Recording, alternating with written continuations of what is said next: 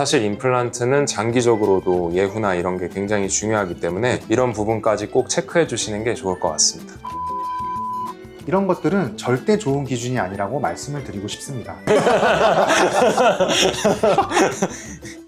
안녕하세요. 바른약소 치과 원장 이남주 원장 정김입니다. 오늘의 치트키 주제는 임플란트 치과를 고르는 방법인데요.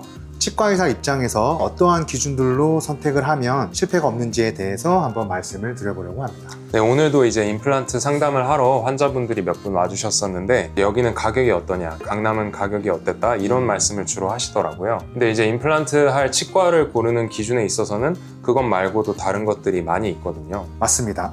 당장 임플란트 치료가 필요해서 오시는 분들도 계시지만 싼 게 비지떡이라고 해서 저가로 하는 곳에 가서 여러 개 심고 오셨다가 관리가 안 돼서 망가져서 오시는 분들도 많으시잖아요. 네, 보통 그냥 가격이나 아니면 광고만 보고 오시는데 사실 임플란트는 장기적으로도 예후나 이런 게 굉장히 중요하기 때문에 관리적인 측면에서도 되게 고려할 수 있는 기준들이 많다고 볼 수 있겠습니다. 오늘은 정 원장님과 함께 임플란트 치과를 고르는 기준 5가지에 대해서 말씀을 드려보도록 하겠습니다.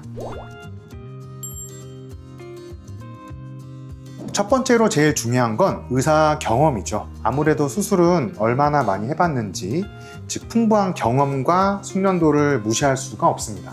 맞습니다. 예를 들어 집을 짓는데 브랜드만 중요한 게 아니라 누가 시공을 했는지도 이제 또 엄청 중요하다 보니까 저희 임플란트에서도 당연히 많이 해본 사람이 더 잘하는 경향이 있을 수가 있거든요. 임플란트 식립 위치나 각도를 3D CT 기반으로 정확한 설계를 하고 또 정확한 위치에 임플란트 및 뼈 이식이 진행이 되어야 수술이 성공적이겠죠. 또 1000개를 심어본 의사보다 10,000개를 심어본 의사의 숙련도는 더 좋을 수밖에 없다고 생각을 합니다. 네, 그래서 잇몸뼈가 많이 소실된 경우나 뭐 상악동 거상술이 필요한 경우 이런 어려운 케이스일수록 의사의 경험이 굉장히 중요하다고 볼 수 있겠습니다.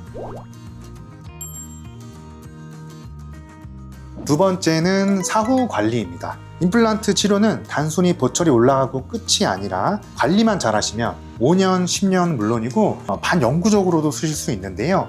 이때 중요한 게 지속적인 관리가 반드시 필요하죠. 이제 환자분들이 많이 놓치시는 부분인데 자연치아처럼 임플란트도 계속 관리를 해주는 게 굉장히 중요합니다. 어떻게 보면은 자연치아보다 더 그런 부분이 중요하다고 볼 수 있거든요. 그런 사후 관리까지 사실 가격적인 측면에 포함이 될 수 있다고 보면 좋으실 것 같습니다. 단순히 심고 보철물을 만드는 것까지만 하면 얼마든지 비용을 낮출 수 있습니다만 최근에 저가 임플란트를 심고 사라지는 대형 병원들을 기사로 많이 접해보신 적이 있으실 텐데요. 임플란트는 여러 부품으로 이루어져 있는 인공치다 보니까 나사 풀림, 크라운 파절, 또 잇몸 염증 등 사후에 발생할 수 있는 문제들이 있을 수 있고 보증기간 내에 지속적으로 관리하는 비용들이 다 녹아있기 때문에 치과마다 가격이 다 상이할 수가 있습니다. 네, 맞습니다. 내가 이제 어렵게 선택한 이 병원이 사후 관리를 끝까지 잘 책임져 주는가, 그리고 보증 제도가 잘 되어 있는가, 이런 부분까지 꼭 체크해 주시는 게 좋을 것 같습니다.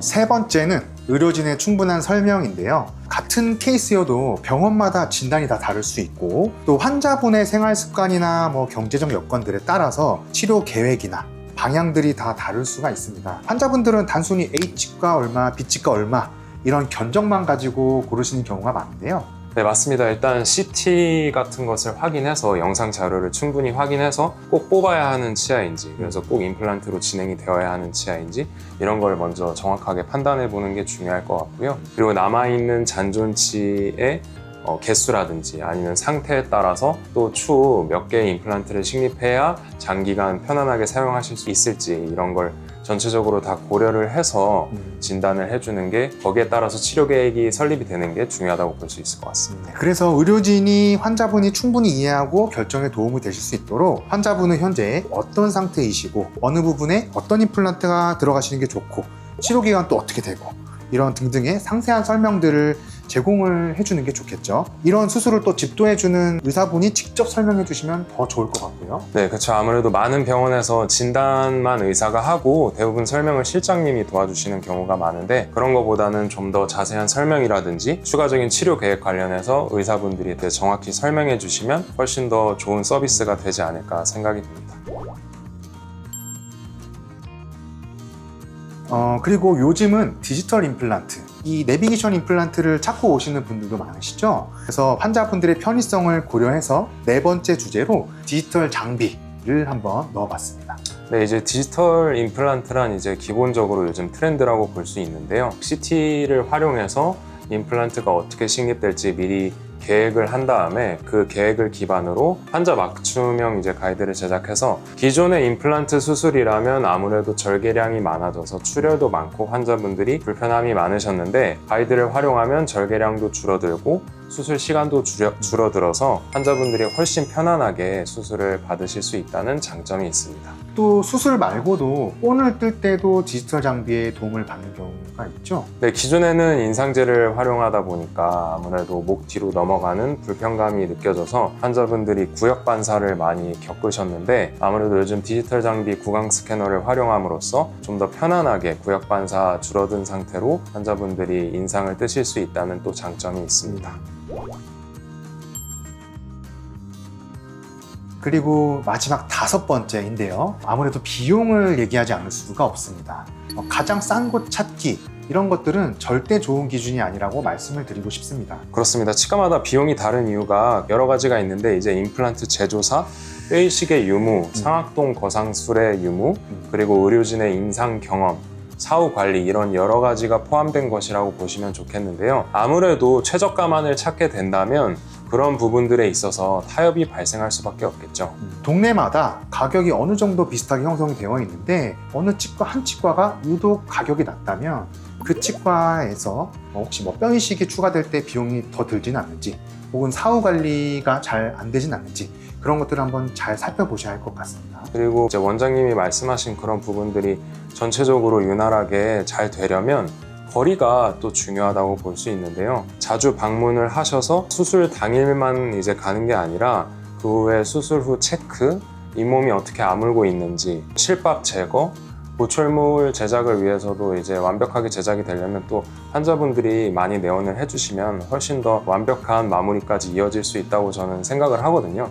그래서 또 거리가 무시하지 못할 변수라고 생각해 주시면 좋을 것 같습니다. 혹시나 또 문제가 생기면 바로 올 수 있는 그런 것도 네. 중요하니까요. 네, 맞습니다.